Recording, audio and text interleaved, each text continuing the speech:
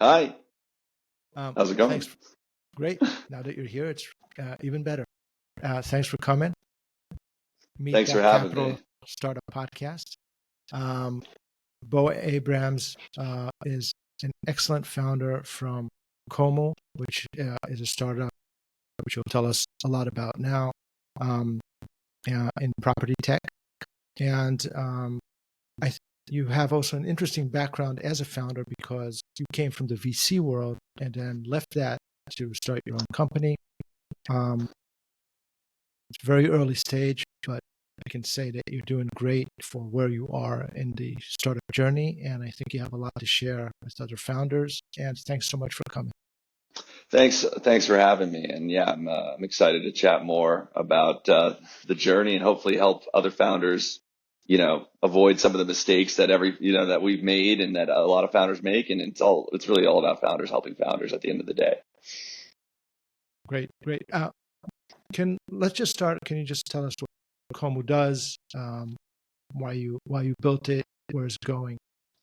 Yeah, so Komu is your trust-based home sharing and travel network. So we allow anybody, even renters like me, to share their homes on their terms with and through the people they trust. And that can mean a lot of things. That can mean gifting your home to friends when it's available. It can mean charging a friend of a friend your rent when you're away. You can swap, but it's all peer to peer. And so the idea is if you build a social layer on top of the home, you unlock all of these primary homes that are offline and they're not on short-term rental sites like Airbnb, either because of regulations, like in the case of renters like me, or because of preference. It's because most of us don't want a stranger in our primary home. And so really, that's really what we're capitalizing on. It's this belief that short-term rental platforms like Airbnb, they've professionalized. They're mostly institutional investment management companies that own these homes, second and third homes, just to drive a profit. And there's a lot of second order effects of that are really not only creating the opportunity for kommu, but also causing a lot of problems. And like that's why you're seeing these regulations crack down in cities like LA and New York on short-term rental platforms. So that's what kommu is. I can obviously go back to the origin story, but I want to get that out there.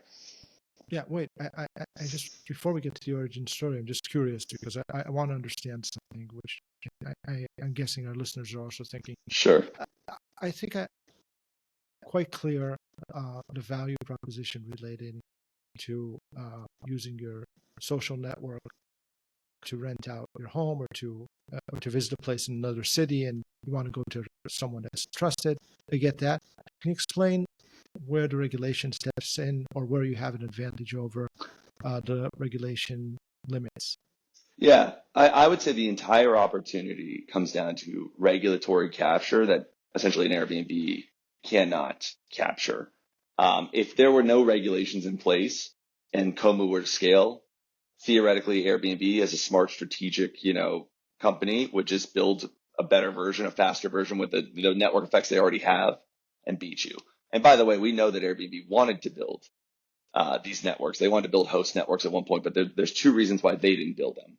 The first was if you show hosts and guests how they're connected, that, I'm on Airbnb and let's say I meet you and we find out we went to the same college, we're going to disintermediate and we're just going to go peer to peer and pay on Venmo anyways. It happens all the time on Airbnb. So that's the first risk. It would cannibalize their core business model. And the second risk really is the regulatory risk of saying, Airbnb, if you're an Airbnb host, you are required to register in cities like LA and New York City with the city. And we'll get into like what, like why that is the case. But ultimately it's to say like I, as a renter in LA right now, I cannot register even if I wanted to list my place on Airbnb. And so they knew that I would take, if I didn't register, I would take my Airbnb link, I'd make my home and I'd share it with my friends and I'd tell them like, hey, here's my home. Here's the dates it's available as like a workflow tool. And that would threaten their $9 billion annual revenue short-term rental business. It's not worth it for them to deal with the regulatory sort of risks that they're already dealing with a lot of at this moment in time. Stepping back into like the origin story and everything, I guess, that speaks to regulations. There's a longer story here that actually had to do with like where we started and where we ended up going. But like ultimately, when we pivoted in this model that we see today, we were like, wait a second, all of these people, especially renters, they are listing all of the time on Facebook Marketplace, on Craigslist.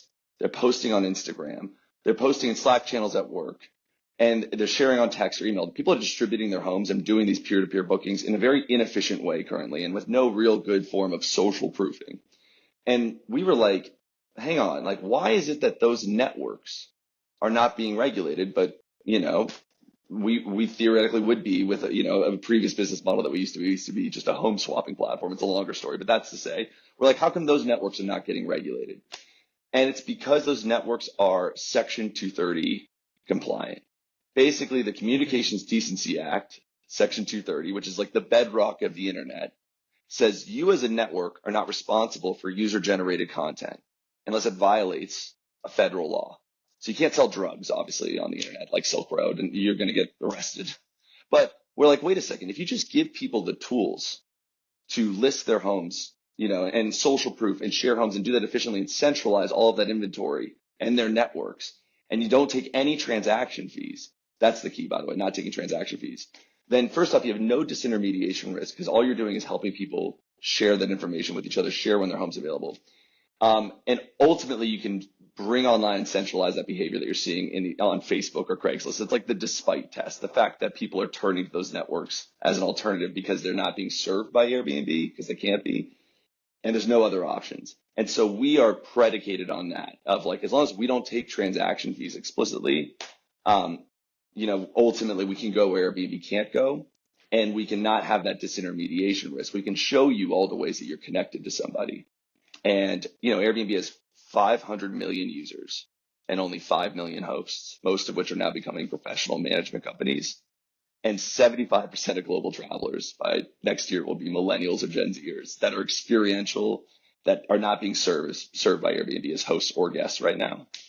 And that's the big opportunity. We're saying, we can get 1.5 million of those 500 million users, less than 0.5%, to pay us $200 a year for essentially unlimited stays as both a host or guest, where we underwrite some of that risk on, both the protection plan, the distribution, like owning that network and saying, hey, we're here to cover some of these wider network stays and make sure that you feel connected. And ultimately, we're saying that subscription model is a 300 million, ARR opportunity to get 1.5 million people doing it, which is less than 0.5% of Airbnb's, total worldwide users. Like that's the first principle belief of what we're building into. Obviously, that we think there's a broader opportunity to go after every primary home in the world, even when you're really wealthy and you have your home in Aspen that you never would list on Airbnb when you want to share it with your other wealthy friends, being this workflow tool that makes that possible because of the social network. But that's, stepping back, it's really to say being a network is the protection against, becoming a short-term rental platform. Okay, so you have a few pieces that are, very nicely set in place. A huge market, a demand that's quite clear because you see it happening. Like you said, people are doing it sort of off platform, so you see the people want to kind of connect with their peers or with their network and rent homes, so you know that the opportunity is there. Okay, maybe tell me a bit how you got into the space of all spaces, because there's a lot out there, and I don't. Did you come from like the world of? Were you renting like Airbnbs, or how did you come into? No, and that's the funniest thing too. I think if I actually worked at Airbnb, I would never actually pursue this opportunity because I would know.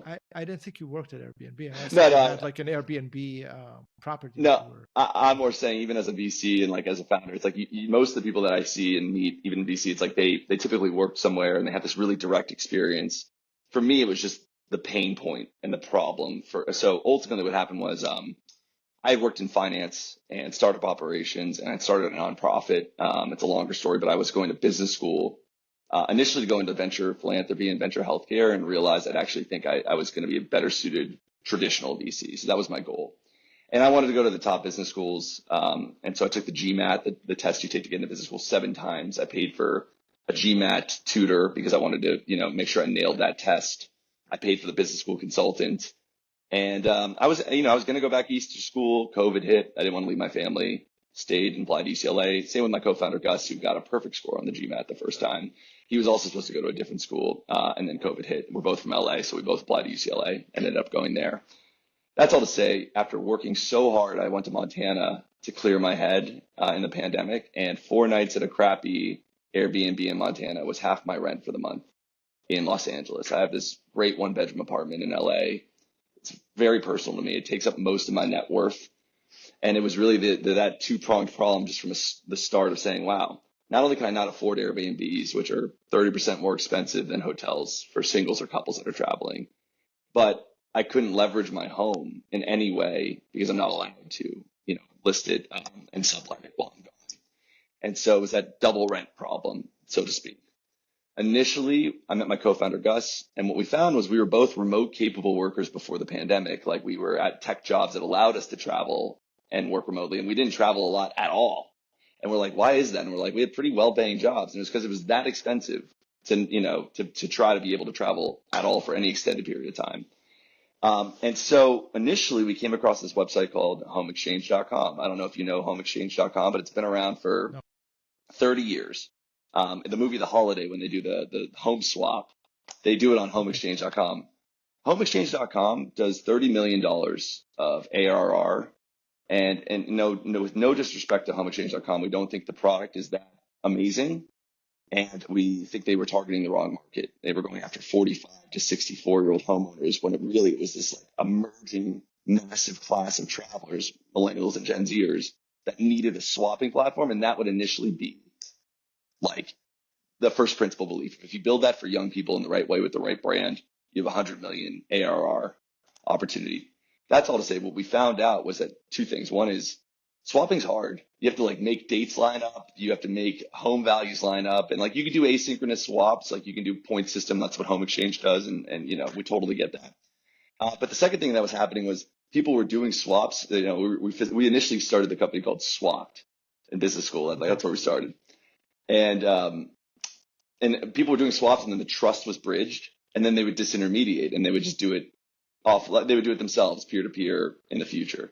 So that was like where we sort of realized, wait a second, first and foremost, we got a problem of like, this isn't a marketplace that has staying power, like we thought it was. And number two, we found out that we'd actually get regulated if we took any transaction fees for facilitating a swap. We talked to the city of LA. We won the biggest pitch and business plan competition at UCLA in business school by researching those ordinances. So that was a lot of like what led to it. I would call this like this pivot in this opportunity. But stepping back, like I was working in venture capital through business school at the seed stage. Gus, my co-founder, was working in product management in business school. Like we had gone to business school to get on track with our careers. We were not going in thinking we're going to go start a company. And like, let me tell you, going to business school, going into tremendous amounts of debt to go through school, having credit card debt and all that jazz, and then starting a company is a bad idea. Try doing that then graduating in June of 2022, right when the market took a dive. Like we've been doing everything on as hard of a mode as possible, including consumer and marketplaces, and you have an incumbent of Airbnb that nobody thinks is vulnerable. Like obviously they're thinking like you think you know something that Airbnb doesn't, and it's like no, they know it, they just can't go there. So that's all to say. Stepping back, when Gus and I got to this point, through all the trials and tribulations and what we saw in the market and what was going on, we were like, I will bet anything I own or any future value of whatever I might own that somebody in this space, one of the 4 or 5 companies that's emerging, including Kommu, is going to win really big. They're going to be a decacorn in 3 to 5 years. And here's why on first principle. And we're like, if we're too scared to go do that ourselves and build what we think is the best version of this, then who are we as people? Like this is the time to Yeah. go learn, to go do it. And that's all we've done. And so we've now emerged, I think, as the top rated home sharing network. You can look at the app store, look at our reviews. We're really proud of that, but obviously like we've had to scrap and we've had to grind, and that's made us better founders. But like we had no intention of coming into this world and making our lives as hard as they could be, and financially to get here. Yeah. Well, it's a great story, and it's a great moment, of resolve and jumping into it. Um, you did work in venture capital, and I wonder how that helped you shape Como, and specifically what I think a lot of listeners are interested in raising first money for Como. Yeah. I mean, if anything, a couple things happened. First and foremost, I'd say VC is a really brutal place to go in business school because like it's hard to move up in VC if you're not a founder yourself, in my opinion. But I thought it was a great place that no matter what to meet hundreds of founders. Like, I did. And I was like, there were like 3 or 4 where I was thinking, man, if I could go work for that founder like right now and be employee number 4 or 5, like, there's no other way I would have found that opportunity. Right. That's all to say. I thought I knew the market and I understood how difficult it was to like get through the VC fundraising process. Like I had plenty of deals that I had conviction over and ultimately would have to go to the partners and try to sell them on it. And even though I'm a different user and I'm younger and I saw something that they're the GPs, they make the call. And that's already like, you'll find these people that go to bat for you when you're fundraising on the, the VC side that get it. The final piece is the hardest piece of convincing the partners, the people that actually have decision-making power to then invest, especially if they don't understand the problem necessarily themselves. Stepping back, I think it taught me what to like look for and get ahead of. I saw hundreds of decks. I knew what I liked about founders and what I didn't like and like what ultimately mattered. Like I remember having like a little score sheet that I could go through and a lot of it was like team, market, business model. There was like, I remember there was like a fourth category, but that's all to say was like, I knew I had to like, if I had a good answer for each of those for kommu, then I had a good shot of being able to replicate that success. I also will say it didn't matter. A lot of the things that I thought I knew, I was so wrong about when I switched onto the other side. Like I remember I was sending these giant email updates to people. Like the deck was like so many words and like so much stuff. And it was like, I'm like, wait a second, Bo, you know better. Like, what are you doing? You're just like totally, there's a way to go about this. And a lot of it is just is information arbitrage. And it's like knowing what to share and when to share it. And it's also about just like essentially just putting your foot down and saying what you need to say, like, and standing on your ground and believing in it and just running that process and moving on if it's not a fit. And so that's all to say, like, you learn these things only by being a founder, oftentimes, in my opinion. But I at least knew like what mattered to VCs and how to position, ourselves. And there's been good and bad from that, I think, ultimately for us. Well, I think one point that you kind of touched upon is that it's very important to have a very clear proposition, a very clear explanation of what you do, not only because you're trying to convince the person you're talking to, but that person in the VC world is going to have to go to someone else and convince them. And you have to give them the words to do that. And you need to give them the tools to do that effectively, to make it easy for them to tell your story.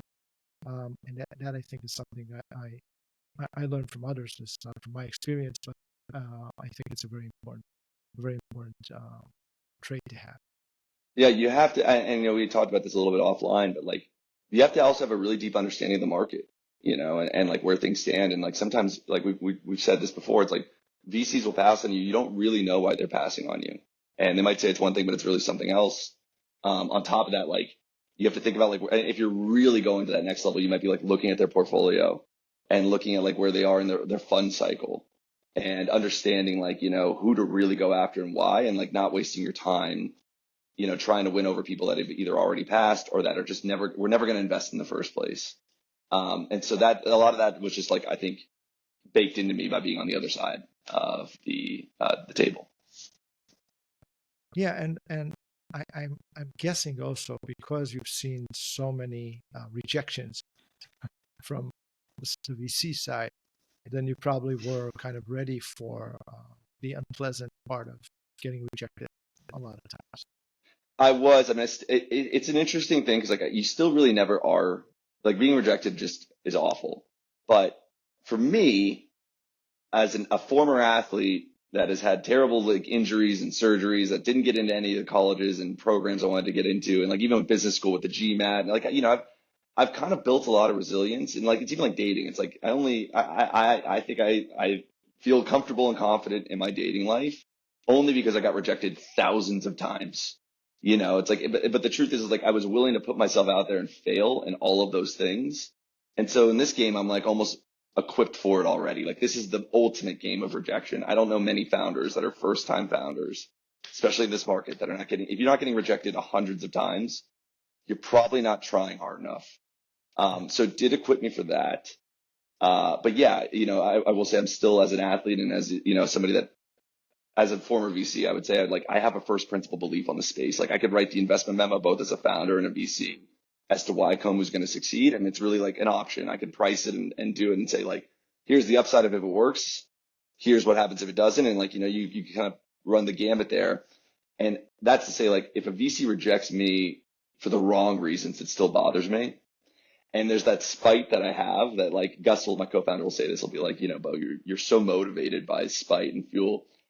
And it's not a bad thing, but it's just to say like, sometimes it's almost like being the athlete of like having that enemy in your head, even with the VCs where you're like, I have to go out and prove them wrong now. Like I don't want to be a founder that's not malleable, that's not subject to change and going where the market's going, whatever. But also like I almost like say like, go get rejected and like have, keep that story, that crazy story that's probably not even true in your head. So that if, in my case, it keeps me motivated when I'm tired and I don't want to like do this anymore, or I'm like worried that we're not going to, make it like every founder is. That's that next gear that keeps me motivated of like, oh no, I got to go prove to them that I'm going to go be an incredible founder and kommu is going to be an incredible company. And so, get used to getting rejected across the board. And like, that's the name of the game. Well, I didn't know you were an athlete. What did you do? What was your I don't brag about it anymore. Well, I was a basketball player in high school. I was a 3-sport athlete. I was like the athlete of the year when I was 16. And then I remember thinking, I'm like, man, I play so many sports and I never get hurt. And like literally from there, it was just like terrible injuries. I had like 2 ankle surgeries after hundreds of ankle sprains, shoulder surgery. I played on the top AAU team in the country at one point, which was awesome. But then like, it was just my body broke basically. And like, that was another good lesson of like, take care of your body and your mind and your health, even as a founder, because without that, you have nothing. You can't run a company. But yeah, even in college, like don't look at my stats. They were awful because I remember playing like through injuries and then I had bad mono that knocked me out, which is what actually started my whole venture healthcare journey, like why I wanted to go into that space and start a nonprofit. But yeah, I was a basketball player at one point. I don't play anymore because I don't want to get hurt. Yeah. I was never a professional. I played for many, many years, and then I screwed up my knee very, very badly. And I sometimes dreamed that I'm playing basketball. So yeah, I feel so. I miss it a lot too. But it's like you have to find some other outlet, right, for your for that competitiveness. Yeah. So yeah, pitching VCs is a good place to, I guess, to practice on. So what are the channels that you're using now to reach investors? Can you kind of break down the different, because it's not just one thing. I mean, one thing is maybe the obvious is to use your network connections, people that work with you, maybe in the VC world, to introduce you to investors. You're working with us, we should say. We're helping you grow your network of investors and reach out to people that were originally outside your network. But can you kind of give us a little bit of the things that you're doing? Are you going to events? What are the things that you're doing? Yeah, it is basically, and every founder will have a different take on what to do. And I think I've learned a lot through this ordeal. It is like a sales process on, period. And you can do sales basically like, I would call it like high quality and high quantity and a mix of both. And like really both the channels kind of fall into those 2 categories. So the best channels most oftentimes is really getting the network. And like, I would say the soundest strategy that I found, to really get to meeting, because that's the goal, is getting to meeting and getting to, enough shots on goal to close, is to go through your network, is to build relationships with founders. And ultimately, like if they like you and they like what you're building and, they ultimately have these investors that have invested in them, they will be like the warm intro that gets you a meeting for the most part. And same with like, once you do get investors, they are also amazing people that will make intros for you because like everybody knows like the incentives are aligned. Those people want to see you succeed. It's almost like also why you shouldn't take an intro from a VC that's passed on you, because the first person's going to be like, wait, you didn't invest in them, but you want me to invest in them? Like, that's never a good thing to overcome. So that's like the best way I think to at least like get to meeting on that side of things. That being said, a lot of people don't have networks and a lot of people don't like, it also is like one of those things where those are really high value shots that you don't always want to like blow if you're not ready for them. And a lot of our investors, like, if I look back, came kind of from a high quantity cold outbound strategy. where like at a certain point, like I'm just like sending like 400 plus, emails a week to different investor lists and people. And like literally it did convert to like at least, I think 5 to 10 angel investors and like, and at least $200,000 came through that. And those are now also people that make a lot of intros for us. And so I'm actually a believer in going cold and, being able to do that either yourself and writing an amazing email to somebody and just being direct and being confident and being okay with them rejecting you or whatever, or outsourcing that in some capacity. And so like that's why we got introduced to you, is really this ability for you to take over my LinkedIn and I think send thousands of messages cold to people that are maybe like a kind of a they're potentially warm in the sense that we're second degree connected and they might be interested in the space or heard of us. But that's the approach of like saying like, yeah, as long as I can take that off my plate and reach people with our message and see if they're interested. Not only do I have a good shot of getting enough meetings to get shots on goal without having to like spend too much time there.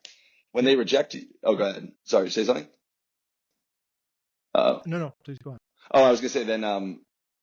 The second thing is also like the best part is when if they do reject you or when they do reject you, because they will. For me and my ego, I'm kind of like, you're not even rejecting me. You're rejecting a message from my image or whatever. But that's another point. But the point is, you got to get volume. You do have to reach enough people to get enough shots on goal. Yeah, and I think also, people forget cold and warm are not static things. So someone that starts as a cold connection and you reach out to them, once they meet you, it's already a warm connection. You got it. It changes very quickly. And it also goes the other direction, meaning you have warm connections. It doesn't mean that you can reach out to them again and again and again. If there's someone that's really believes in you and makes an intro for you, you're not going to make 100 intros for you. You're not going to make. It's probably going to be 2 or 3 at You most, got it. usually. And there's just so much that you can do with a relationship before it feels like it's too much and it becomes awkward and uncomfortable. So yeah, Oh, warm big time. intros are excellent, whatever you have used. But I unless like you already have an incredible network, I don't know if you're Elon Musk or whatever, almost every founder reaches the end of their warm network and they have to step out and go for their cold, reach out cold and grow their network. It's not about a cold network, it's about growing your warm network, but it starts with cold outreach because you can't just rely on warm intros. It's just, there's just not enough of them. Exactly. And I think that's a really good distinction and point of like, you nailed it. Like people, if you can get enough of a network, and like a lot of that is by reaching founders and reaching people that are like, that want to get on the line with you and have a conversation because they find what you're doing interesting, or you maybe want advice or whatever, which I think is a good thing for founders, by the way. Like I've asked for tons of advice on fundraising and on our product and on marketing and so on and so forth. And that's not just to get to somebody's like investors, like that's genuinely because I think they've been there before and they know how to help me, save time and be a better founder. It's that you're right. Like when they make that intro and they volunteer, like to say like, hey, here's like, and you should only ask, by the way, I think for like 2 or 3. Once those intros are made and you've sent those emails along for them to pass along and you've done that, they're going to follow up with those investors and they're going to see if those investors invested in you or not. And if they didn't, like now that founder's reputation is basically like, they've done their favor, they've tried, and like they might be even thinking themselves like, oh, if you didn't close these people, maybe I'm wrong or whatever, but like I have to focus on my company. And you're right, you basically shot that shot, and they too are just kind of waiting around to see if somebody, if you can pull it off with somebody else. It's a really a network driven game that you always have to be playing as a founder. Yeah, 100%. Bo, we're coming to the end of our conversation. You've been through a lot, I know, even though Como is a young company, but you've been through a lot, and you've also have a lot of experience from the VC world.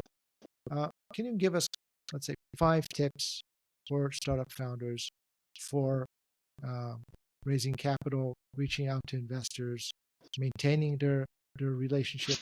By the way, I forgot to mention, I'm getting your updates, your investor updates, and Oh they yeah, are awesome. They're awesome. So maybe you want to say a word about that too. But can you give us five yeah. tips? So that I totally forgot about that, and that's a great point. So first off, like we send a fundraising update specifically to all of the people that I've come across that have basically said that they would, make an intro or have made an intro. And essentially it's an easy way. It does two things. It's an easy way of keeping everybody on the same page about like where you stand with fundraising, like who you've talked to and then who you want to talk to. And secondly, like, and I learned this trick, I should say, from another founder, like, I was told, and it's true, like we have a CC email and a BCC email, but like on this email, like I literally CC 100 founders, mostly young people, because the older people don't want to get quote unquote spammed.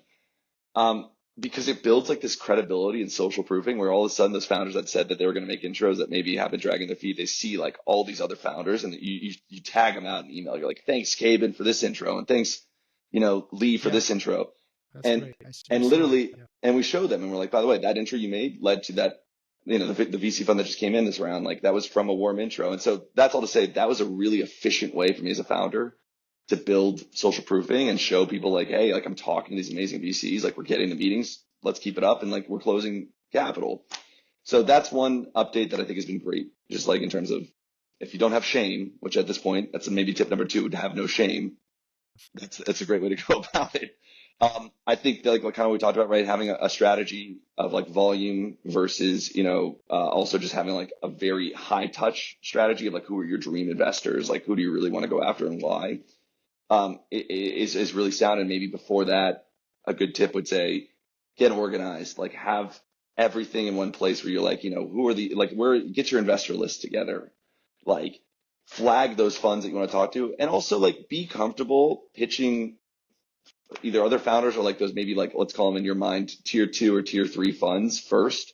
So you can kind of get the growing pains out of pitching because you might think you're going to be good when you just start. If you think, I think I'm a very salesy person. Like I thought I'd be a good like B2B SaaS salesperson in another life or role.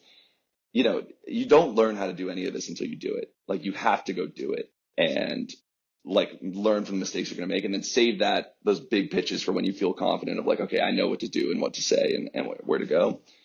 Apart from that, I mean, investor updates, like we send our current investors an update every month. It's pretty straightforward and it's like, just keeping them in the loop. We send prospective investors an update maybe every 3 months to 6 months. Like it just depends. Like obviously a lot of them are like, oh, great founders always keep us posted and whatever. And like, I don't know. The truth is like they get a ton of those and ultimately like I like that they don't necessarily always know what's going on in my company or like where we're at because like I want them to be thinking about us. It's like you want to be like that ex-girlfriend, where you're like, I know you're checking my Instagram page once in a while to see how things are going.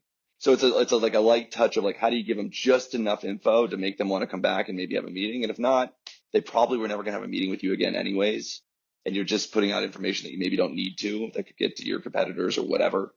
So that one I don't know. Maybe I'm wrong on that, but I'm like keep them posted, and then when you go into the next round, if they have somebody that said we're along for the next round, then go back into re-engagement mode. Um, I will say, I hate to say it, but like the truth is like in fundraising nowadays, it's like always signal positive. Like, look, I'm a founder. I knew this was going to happen. It's the journey. Like there's tons of things that we need to improve and fix. There are tons of things that are going wrong. And there's always a fire and there's always a lot of things where you want to be transparent and tell your investors and everybody else, hey, this is what we learned and this is how we're going to improve. And that's actually what happens at Kommu. When you're talking to your investors, when you're talking to everybody else, when you're going out there, you have to talk about all the amazing stuff and you have to exude confidence. Like even though it's a really valuable thing to be transparent, and that's who I am as a person, this game is a signaling game. And you need to signal that you are a winner and that you're going to, dominate and all that stuff. So that's a lesson I learned the hard way, where I thought like it's cool to talk about what isn't working and like what you learned. It's cool to do that internally and with your company. Investors are psychologically driven at this stage, and your job is to make them feel like you are going to be the next hottest, greatest thing ever, and that they're right about you. So, unfortunately, be a positive signal. But with founders, I think it's cool to be honestly transparent, and they're very helpful too when you have problems and you need to, get answers to that. Talk to founders about those things. Well, thank you. This was super useful, very interesting. I really enjoyed our conversation. So investors should definitely reach out to you. I guess LinkedIn. We'll share your Yeah, LinkedIn profile.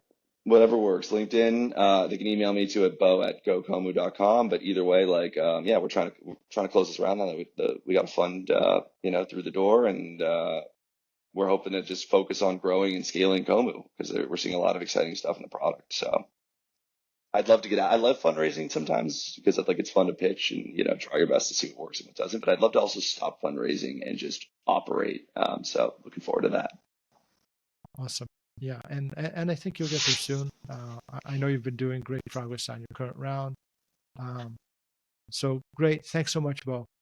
Thank you. Oh, Oh yeah. yeah, just I tell you, our listeners, don't forget, if you haven't done so already, come to Meet.Capital, sign up to our newsletter. We send updates and takeaways from our podcast episodes and other great stuff. So that's on our newsletter. And if you're wherever you're listening, subscribe to hear our next episode.